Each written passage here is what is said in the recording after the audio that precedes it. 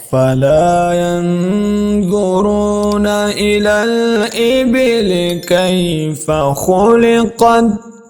وإلى السماء كيف رفعت وإلى الجبال كيف نصبت وإلى الأرض كيف سطحت